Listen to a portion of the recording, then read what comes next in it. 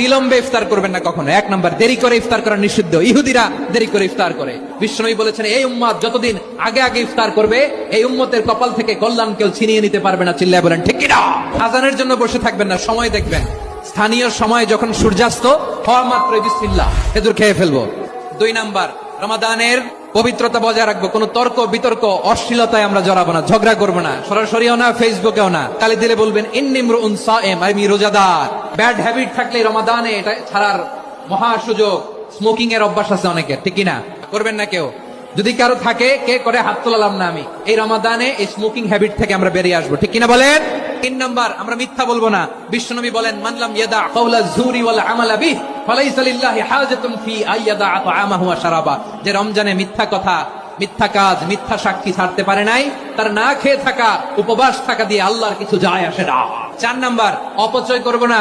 অপচয়কারী শয়তানের ভাই। আচ্ছা, যে শয়তানের ভাই ও নিজেও আরেকটা কি? শয়তান। যে শয়তানের ভাই ও নিজেও আরেকটা কি? অপচয় করবো না। ইফতারি করতে যে আমরা অনেকে অপচয় করি, এগুলো করবেন আপনারা না। অপচয় অপব্যয় করবো না। 5 নাম্বারে, রিয়া, লোক দেখানো ইবাদত আমরা করবো না। লোক দেখানোর জন্য নামাজ, রোজা, জিকির, তেলাওয়াত, দান সদকা এগুলো করলে আল্লাহর দরবারে এগুলো কবুল হবে।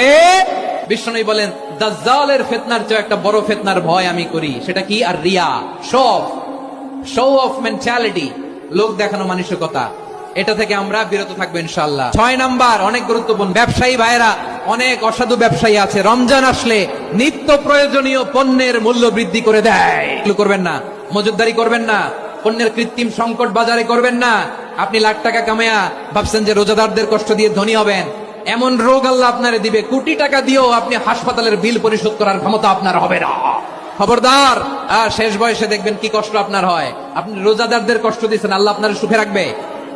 আল্লাহর দোহাই লাগে, আমার ব্যবসায়ী ভাইরা এটা করবেন না। আরব বিশ্বে আমরা দেখেছি, আরব বিশ্বের ব্যবসায়ীরা সারা বছরে ব্যবসা করে, রমজানে ভর্তুকি দেয়।